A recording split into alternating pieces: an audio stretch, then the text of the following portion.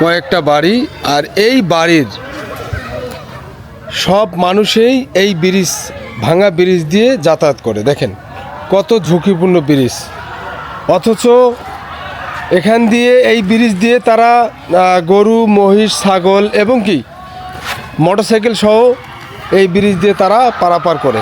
দেখেন গ্রাম ছাড়া ওই রাঙা মাটির দেশ আমার মন ভোলায় রে। আবারও শহরের বন্দি জীবনকে বিদায় জানিয়ে রওনা হলাম দৌলপ্রায় গ্রামের উদ্দেশ্যে। আর এই দৌলপ্রায় গ্রাম অবস্থান করছে দিনাজপুর জেলার পার্বতীপুর থানায়। নদীর গা ঘেঁষে গড়ে ওঠা ছোট্ট গ্রামটির নামই যেন দৌলপাড়া।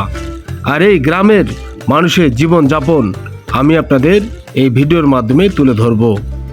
আসসালামু আলাইকুম বন্ধুরা, সবাই কেমন আছেন? আশা করছি সবাই ভালো আছেন।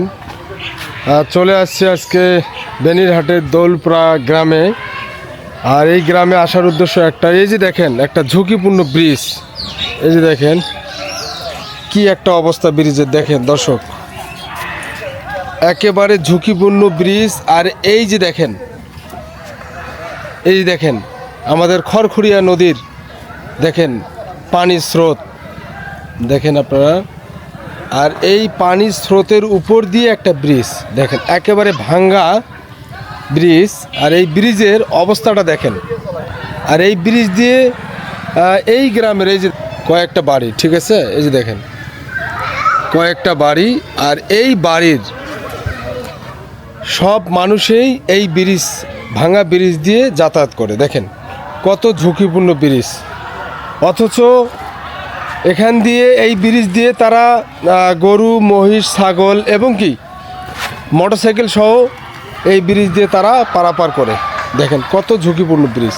ছোট বাচ্চা দেখা যাচ্ছে এই ব্রিজ দিয়ে, ছোট বাচ্চা অনেক সময় পারাপার হওয়ার সময় যদি একটু পা পিছলে যায়, দেখেন নদীর যে স্রোত, পানির স্রোত, দেখেন এই নদীর পানির স্রোত, একটা ছোট বাচ্চা যদি পড়ে যায় এই স্রোতের মধ্যে, তাহলে একটা নিশ্চিত দুর্ঘটনা, মৃত্যু ছাড়া আর কোনো বাঁচার পথ নেই। দেখেন দর্শক ব্রিজটা দেখেন আপনারা, একেবারেই এই যে দেখেন অল্প, দেখেন তফাতটা বেশি একটা না, ঠিক আছে, হাত দিয়ে মনে আমি ছুঁয়ে ফেলতেছি পানিটাকে। আর নদী একেবারে দেখেন ভরাট, একেবারে ভরাট, পানি দিয়ে ভরাট। আর স্রোতটাও কিন্তু কম না। এই অবস্থায় যদি আমরা একটা প্রাপ্তবয়স্ক মানুষেই পড়ে যাই, কিন্তু আমাদের এই স্রোতের মধ্যে টিকে থাকা খুবই কষ্টকর, ঠিক আছে। তা আমি দৃষ্টি আকর্ষণ করতেছি যারা এখানকার স্থানীয় চেয়ারম্যান কিংবা মেম্বার, তারা অবশ্যই এই ব্রিজটা একটু মেরামত করবেন। কারণ এখানকার গ্রামের মানুষের যাতে সুন্দরভাবে চলাচল করতে পারে সেই ব্যবস্থাটা আপনারা করে দিবেন। কারণ এটা ঝুঁকিপূর্ণ। দেখেন এই ব্রিজ দিয়েই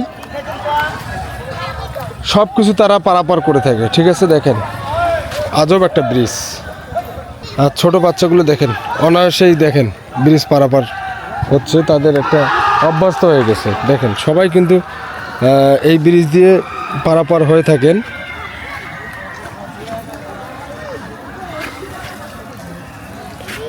দেখেন দর্শক, এই যে আপনাদের দেখাচ্ছি, দেখেন দেখেন জাম্পিং করতেছে, দেখেন অল্পতেই মনে হচ্ছে আমি এই ব্রিজ দিয়ে হাঁটতেছি, মনে হচ্ছে পড়ে যাচ্ছি, এরকম অবস্থা।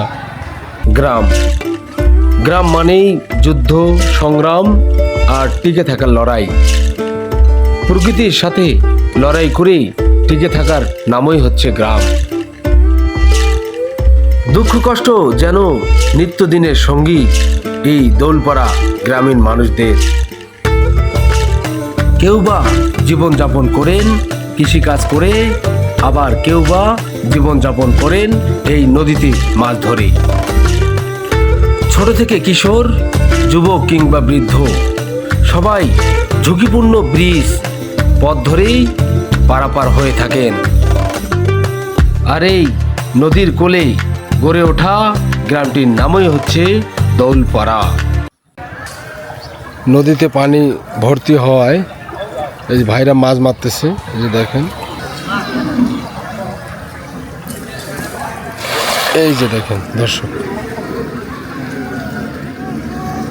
এই যে ব্রিজ, নদীর উপর দিয়ে গা ঘেঁষে যাওয়া একটা ছোট্ট একটা তক্তার ব্রিজ। দেখেন কয়েকটি বাঁশ আর কয়েকটি গাছের তক্তা দিয়ে তারা সুন্দরভাবে একটা ব্রিজ তৈরি করছে দেখেন। আর এই ব্রিজটা যে কতটা ভয়াবহ আসলে আমরা বুঝতেছি। এগুলো কিন্তু এক প্রকার ভিজে গেছে, ঠিক আছে। আর এগুলো ভিজে যাওয়াতে অনেক সময় পিছলে গিয়ে মানুষের পা এই পানির মধ্যে পড়ে যেতে পারে। একটা দুর্ঘটনা যে কোনো সময় ঘটতে পারে। তো দর্শক সবাই ভালো থাকবেন, সুস্থ থাকবেন, এই কামনায় এখানে ভিডিওটি শেষ করতেছি। আল্লাহ হাফেজ।